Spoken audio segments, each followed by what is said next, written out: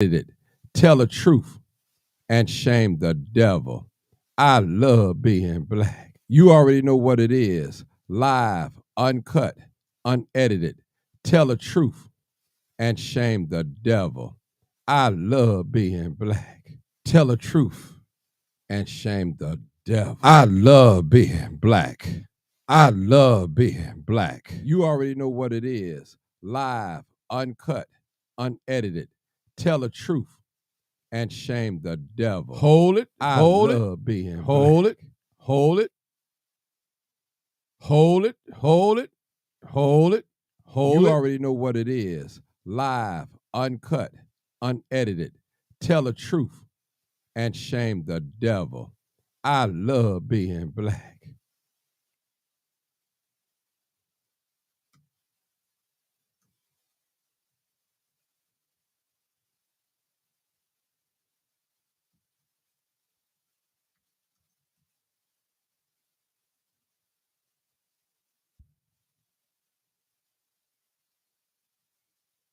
Mm-hmm.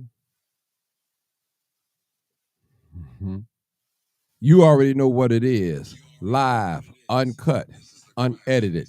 Tell the truth and shame the devil.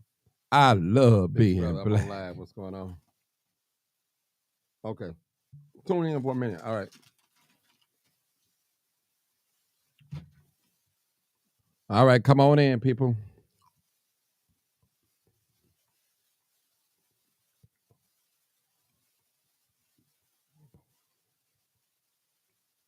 Mm-hmm. Come on in, people. Live, uncut, unedited. It's a great subject.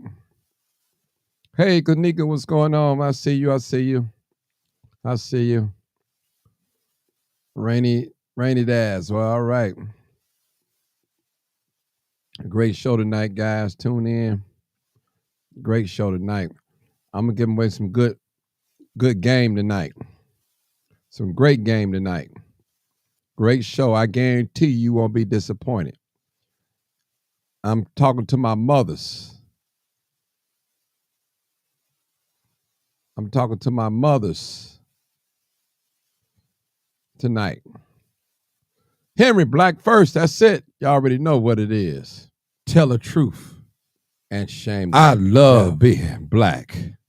Dr. Sanders, I see you. Rochelle Pasley, all right, from Minnesota. All right. The land of 10,000 lakes. All right. All right. Jermaine Maxwell, what's up, Jermaine? How you doing, my brother? Peace to you. Peace to you. BB Miller, what's up, BB? Vince, what's up? DJ Vince in the house, y'all. Hold it. Hold it. My boy DJ Vince in the house. He in the house. What's up, Mark? Marcus, what's up? That's my good brother, too. Modesta Otis. All right, hello, how you doing? Vivian Taylor, hey. Ronnie Johnson, cousin Ronnie, what's up, man? Y'all better share this video. I'm going to talk about the holiday season and visitors that we have in the home. And we have to be careful. The holiday season is really approaching, talking to mothers tonight. Yes, good evening. All right, Rosa Brown. All right, Ann White. Hey, Ann, how you doing? LaDonna Horton. I saw Miss Pendleton on here too. I forgot. I didn't even say her name. Hey, Miss Pendleton. Good seeing you. I'm going to call you. I promise you I'm going to call you. I got to call you anyway. Marie Sterling. Mary Brown. Sharon Williams. Carolyn Lindsay. What's going on, Miss Carolyn? How you doing? All right. This live uncut. All right. Live uncut. All right. Dalla, I think how are you? I'm doing great. I'm doing great. All right. Miss Emma Harris. All right. Is that Nicole White? Hope I'm pronouncing it. Deborah Holmes. How you doing, McCarter? All right. Lewis Ramsey. Angela Adams. Hey, Angela, how you doing? Brother Mike King. What's up, Mike? Money Mike. Kim, keeping it real. Nelson. I'm always thank you, Kim. Appreciate you. Cousin Ronnie Johnson, I see you. That's right. That's right. All right. Let's get started, people. We got we got 4 people on YouTube. We got 10 people on Facebook, 10 people, 13 on the other. Okay, let's get started. I guarantee you, ladies, you're gonna love me for this one. You're gonna love me for this one. We're gonna get ready to get started. And those that's not here, they're gonna have to catch up. They're gonna have to catch up. I'm sorry. We got to get rolling. That first night, it was a late night, so we slept in the room with my grandparents. And I remember that night when the individual walked in the room, and I remember the lights turned on. I remember the covers being pulled down, and I remember this individual begin to touch me. I did not open my eyes, and I can remember this individual begin to touch me on top of my pants and then under my pants. Everybody was asleep. There was no break-in. This was someone who lived in the house at the time as well. So this was a family member that lived in the home as well. And this was the beginning of something that continued for a while and grew to other levels. I think that in my heart, I feel my grandmother was aware that something was going on with her granddaughter and this individual. On that first encounter, I just remember me acting as if I am asleep. I was still. I did not move. I didn't understand what was going on. The next morning after that first encounter, there were no questions.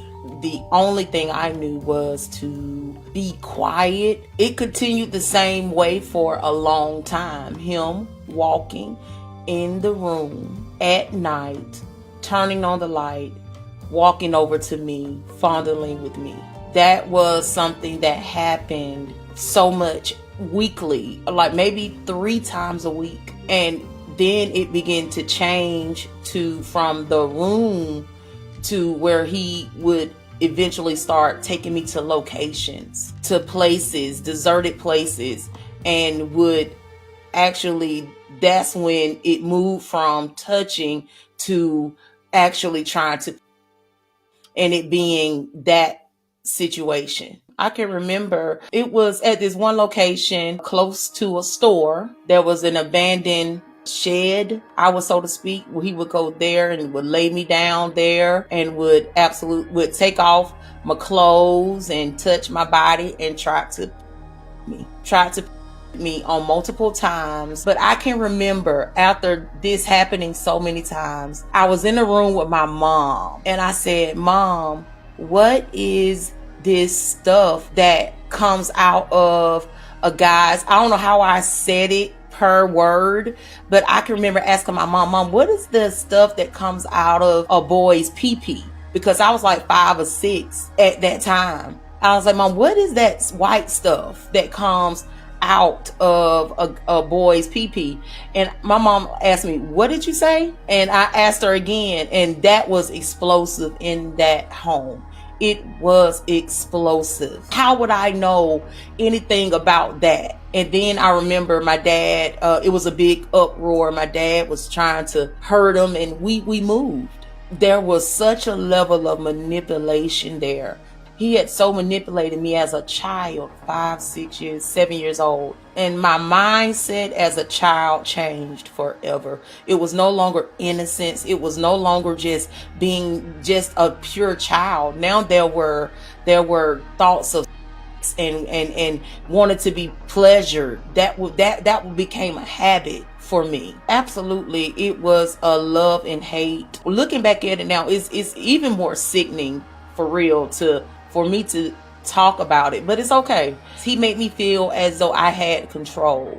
He made me feel as though, had a part of it. And I think that was the most disturbing part as a child, to be pushed into this mindset. It became addicting. It grew with me. When I say mind control, I mean the part of, I can remember there were instances where it would just be me and him, and he would make me feel as though I had control of what was going on. And that also led in, this is your fault as well. This, after a while, it would turn to, this was you, even though you are like 14, 15 years older than me. I think he absolutely knew I needed attention. I needed love. And he gave me something and made me feel at that age powerful, that we had something that never was. It was a lie. It was deception. It wasn't real. And it was manipulation. After that was over, I suffered with the absence of that behavior. And I began to crave being satisfying myself, different types of ways. My appetite never left after that abuse, that appetite, that perversion. It was still there. When I asked my mom that question that day, she knew. Everyone knew. Everyone knew that day. Everyone in that house knew something was going on. And once it came out, this was going on, I was the liar.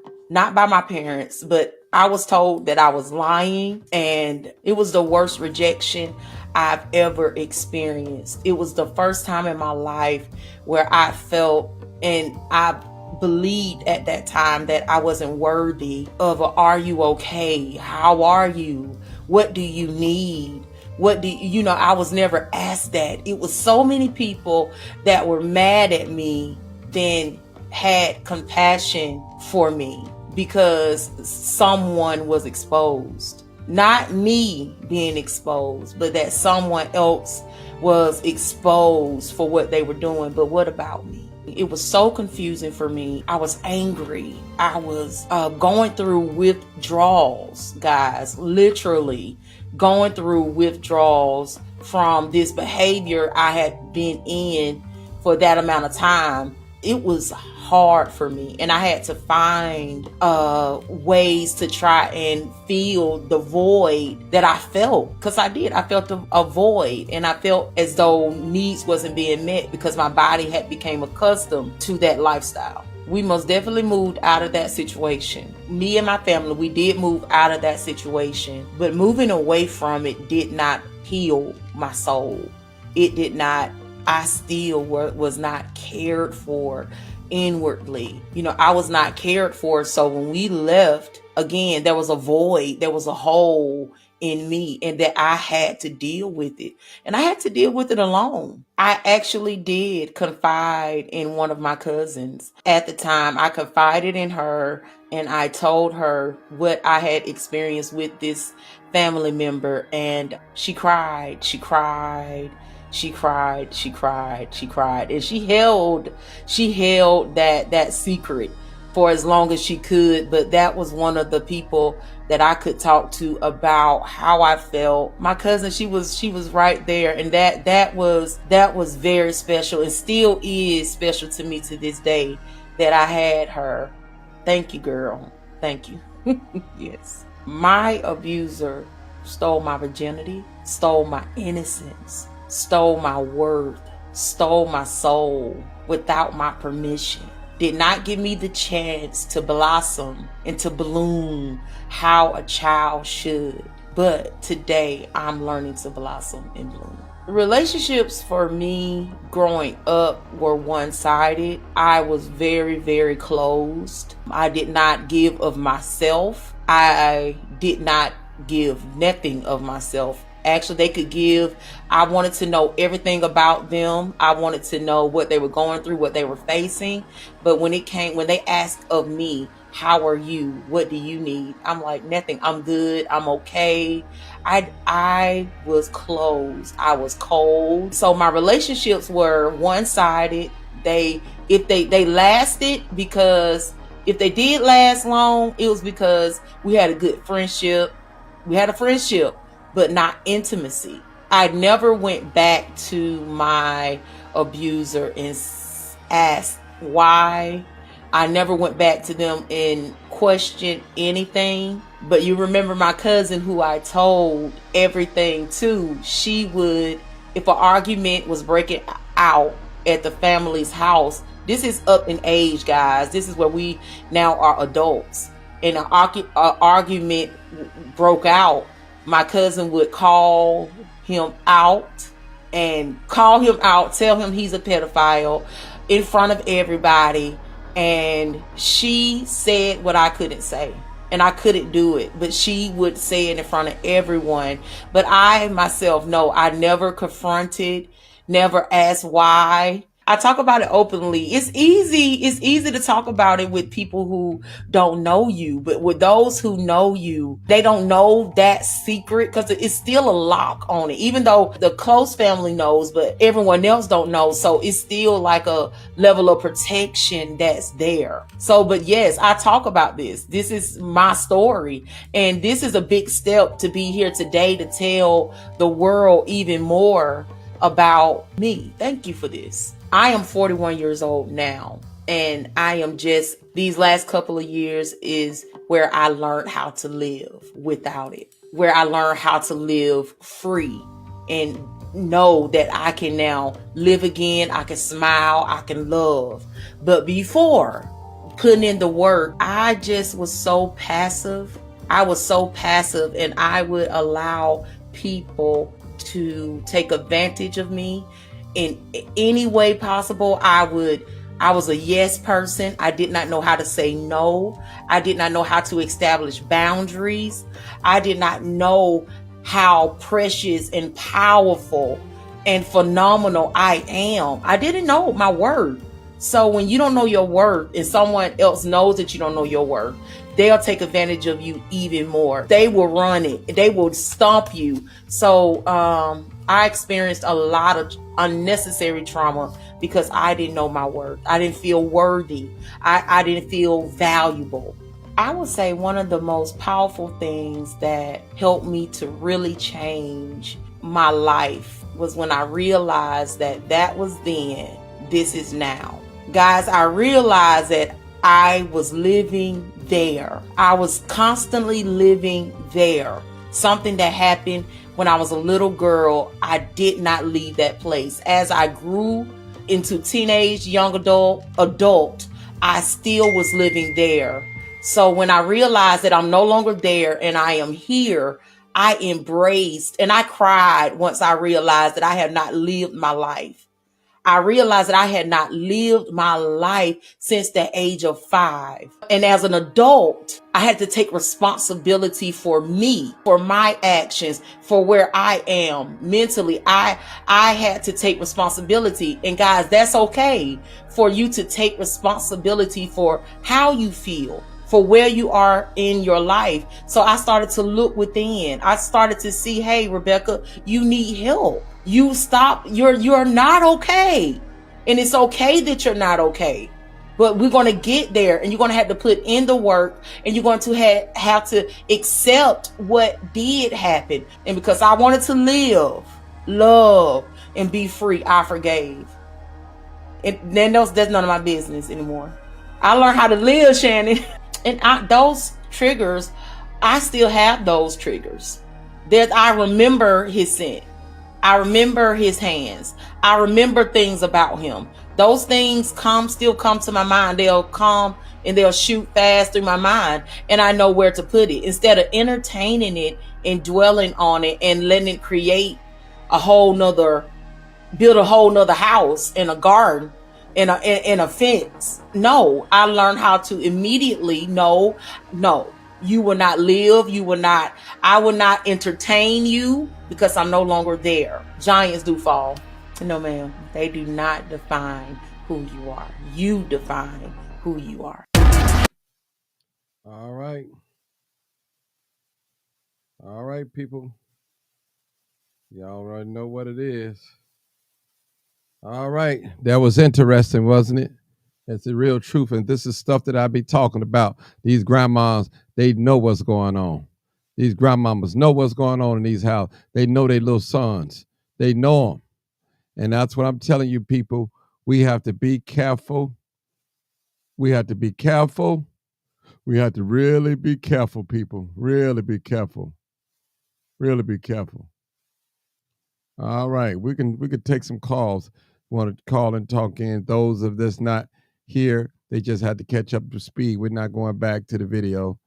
And a lot of you guys can relate to what happened here. And be taking some calls. We got one caller so far. We're looking for some more calls.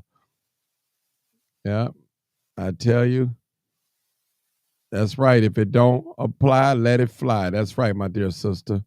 That's right. That's right. All right. Wisconsin. All right, caller. 9743. Hey, caller. How you doing? Hey, Martin. How you doing? Good. This the girl, Dr. K. Hey, Dr. K. I don't know why I didn't recognize that number. Go ahead, Dr. K. Well, this is my other number, Oh, okay. yeah. Well, you know what? I thank God for the young lady, because to come forward like that is very difficult. And Martin, you said that so preferably professional. You've got to watch what goes on in your house. You got to. I have 5 boys and 1 girl, and never had that experience. But the trauma I've heard from relatives of mine that did have that experience is so overwhelming. You know, the man that did it to her, he's going to pay. Mm-hmm. It's already there. He's going to pay. But for her to come forth, I want to commend her to be able to help other people, because everybody's experience is different. But to talk about it at the age that she is, Martin, yes, the old school never runs out. It's the teaching, you know. Mm-hmm. Because as a child, when you get robbed of your babyhood or your youth, you know, that traumatizes you. And as she said, you know, then certain, you know, demonic spirits will set up in you to where you think from that what happened, you know. And now, you know, Todd Bridges went through something sort of what she did. In his book, he talks about how his mom's husband was messing with him, and he was out of control. It's all in his book. But he also said the only person that brought him, and I'm not saying manifestation in a holy way, but in manifestation of what was right and who was supposed to be, was Data Plato, his co-actor. They didn't date, but she said, this is not how it's supposed to be. And so she showed him how it was supposed to be. A lot of times, some women I've heard would never get married based on that, because they never experienced true love based on that traumatic, you know, situation, the talent. You know, I whoever she is, Martin, I love her. Wherever she is, my prayer is that God continue to fully deliver in all areas. The parents have to watch who is in your house. I don't care if it's Uncle Petey. I don't care if it's great grandpa Yada, whoever. You got to watch, and you can't have too much going on in your house. And sometimes you may have a house that's overwhelmed, but you got to remember, little girls and little boys can be violated and will never, ever know it happened. Mm-hmm. Mm-hmm. Yep.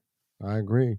And see, and someone sent me this today in my inbox, and they said, Martin, you need to talk about this again today, and, you know, and warn the, you know, mothers and stuff like that. So I decided to talk about it. I talk about it, you know, you don't hear too many podcasts or broadcasts or lives talking about this, you know, and these conversations are really painful. They're hurtful. They set off triggers and things like that. If this don't apply to you, let it fly. But it's real. It can happen to any one of us, any one of our children. That's why we have to be protectors of our children. Yep. And you can't just assume that because it's a house full of company that your son or your daughter won't be violated. And the sister said in her words, own words, it was a family member, someone that lived in that house. And after she was long gone from that house, she still had a desire, a sexual passion desire, fulfilled. It was a void missing. Yeah, it was a void missing. But never one time she said that he got arrested or they called the police. And see, a lot of this going on in these homes. Yes, it is. And grandmama know it. She know her son is a pedophile. She know her son got a problem. But you got him downstairs with all them babies. Yeah. You know it, Grandma. And Martin, there's another thing that goes on too, Martin. And it's not just in the family setting. Martin, you know this from knowing Cottage Grove. A lot of people stay with people, and you got a bunch of people living in places called a flop house. Mm-hmm. You know what I'm saying? People just fall out and go. Everybody coming, going in and out. And you don't know what's going on. But when you got a bunch of people staying with you or living with you, if you got a flop house, and anything can happen. Mm-hmm. It can happen. It's sad, but as you say, grandmama and them, they know. And see, as a little girl, because my people come from the South, we were not allowed to even, be in the same area with grown folks, you know what I'm saying? And be sitting on uncles and daddy. We were not permitted to do that, because they knew. So we got to be ever so careful, Martin. Yes, we do. And somebody need to hear this. Touchy. Okay, this is the holiday season approaching. And when we invite company over and family and things like that, we're doing our family things. We got our matching pajamas on and things like that. Do not forget your babies. And listen, and this particular guy, I don't believe he was growing. It sounds like, because she said he was like 10 years older than her, 15 years old. So he was a teenager. He wasn't grown at the time when he first started funneling her. Yeah. So this is real, people. And thank God that she was able to come out and give her testimony and enjoy her healing. She said she forgive him, but I still would have called the police on him. I would have forgiven him while he was in jail.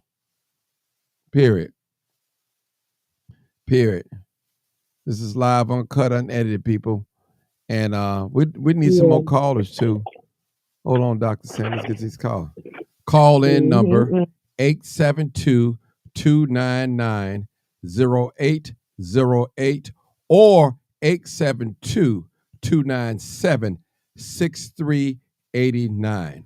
Barbara Cooper said, I had a friend that's doing life in prison for touching little girls. His mom knew it and refused to say anything.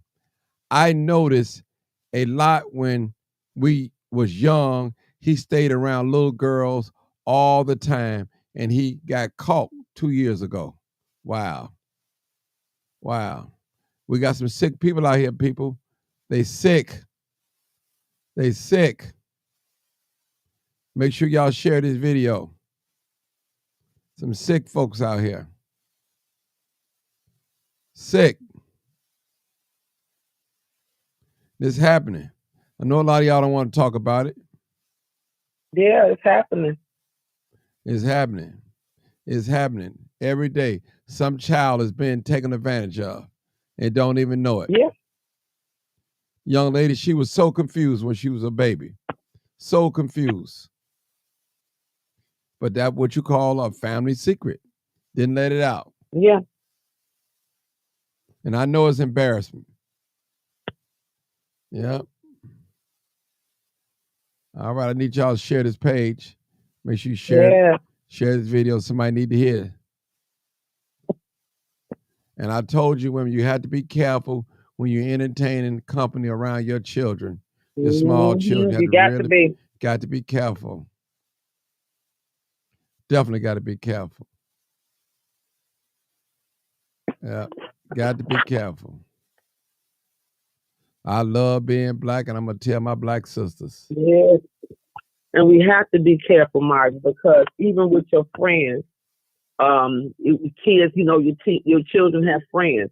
You got to be careful what kind of friends that come in your house. Yeah. They'll violate your siblings right up under your nose, and you don't even know it. Mm-hmm. You got to be careful. Yeah.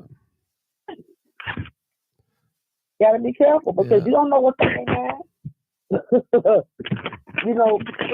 Practicing devil worship and all that kind of stuff. Mm-hmm. Foolishness. That's the demon. He needs his butt kicked. You know what I mean? Yeah. people, this And then, conversation. like you said, Go ahead, sister. the confusion of intimacy, because the intimacy that the Bible, you know, shares with us about man and a man and a wife, a husband and a wife, the real love of intimacy is confused by what this man did. So then her emotional feelings and the need of wanting to be fulfilled is all crossed up, because what you would get from a husband, you know, the intimacy part, the sharing of being in love with each other, you know, expressing those things. And then as a little girl, she was robbed of that. She was robbed of it. You know, and some people will end up saying, I don't know how to be in love with anybody, because that situation happened, like dormant, and then she can't project out how to love back or exchange in a relationship. And that can be very confusing. Very confusing, yeah. Mm-hmm. Somebody, Ronnie Johnson, he said, I remember something like this happening to a friend of the family back in the 80s.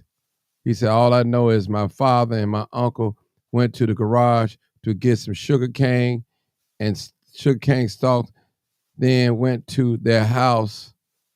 When my father and uncle returned home, those sugar canes and stalks were bloody. Those sugar cane stalks are tougher than bull whips.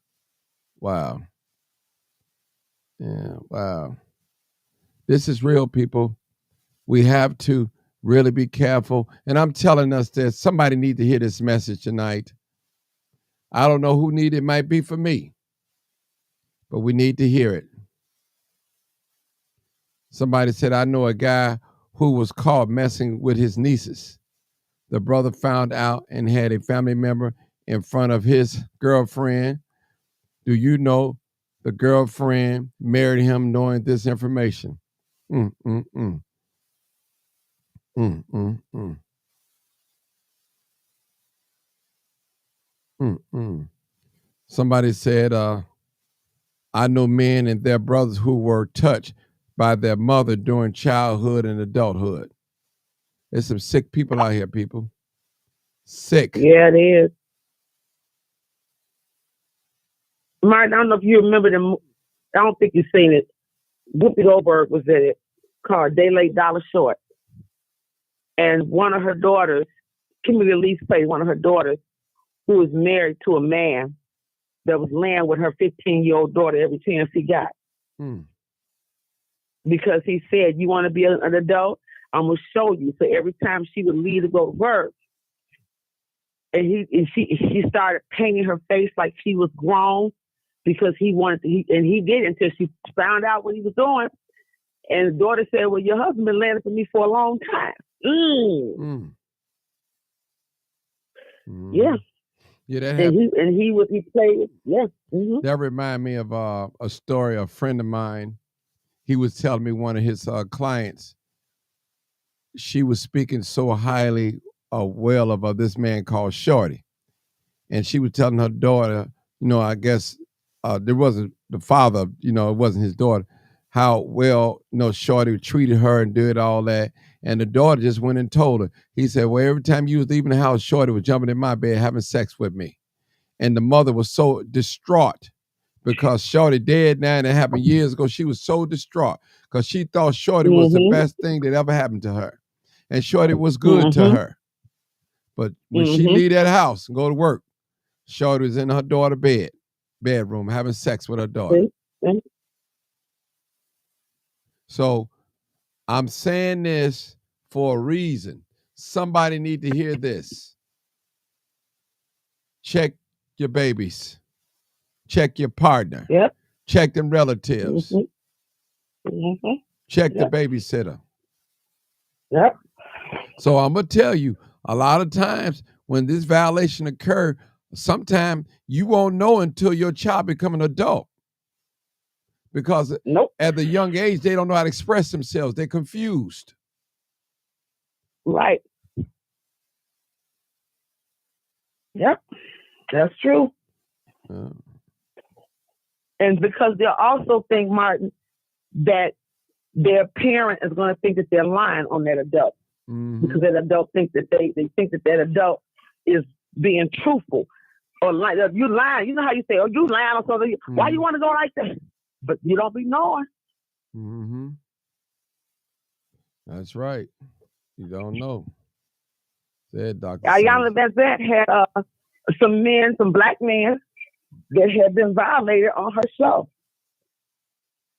And they told the story in their 20s and 30s of what happened. All Sad. right. Anybody that's pussy like that, I'm going to be honest, you can be shot and put away. I'm serious. And I want to say that who more can get to our children than a relative? Who's closer? Yep. Than a relative and a boyfriend. Yep.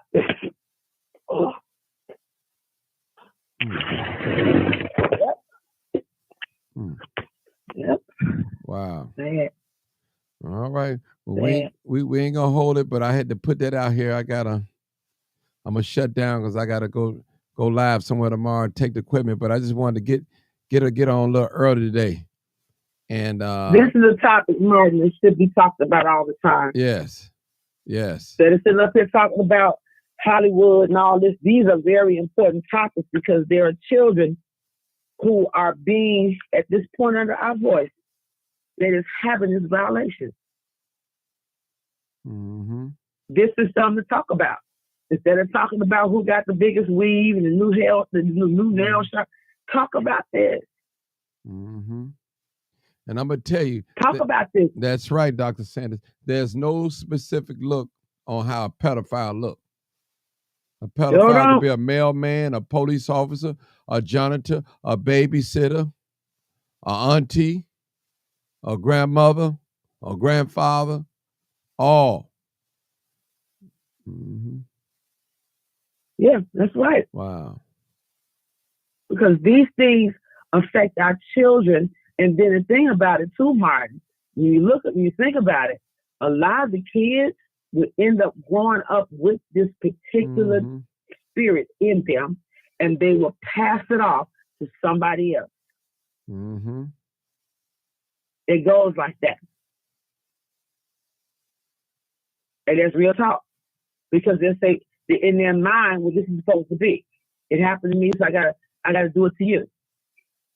It starts becoming a part of their personality. Yeah. This is real talk. Instead of sitting up here talking about Brandon Johnson, this is a conversation you need to have.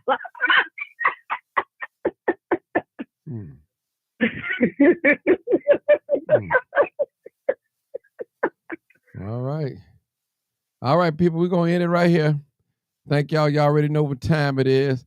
Hope you guys share the video. Thank you, Dr. Sanders. You already know what it is. Live, uncut, unedited. Tell the truth and shame the devil. I love being black. All right, people. Go in peace. Share the video. Talk about it. Sit your daughter down. Sit your son down and talk about the video. This is a great video to discuss with the family. Peace out. Thank you so much for tuning in. This is live, uncut, unedited. Y'all right here with the Crime Chaser. Live, uncut, unedited.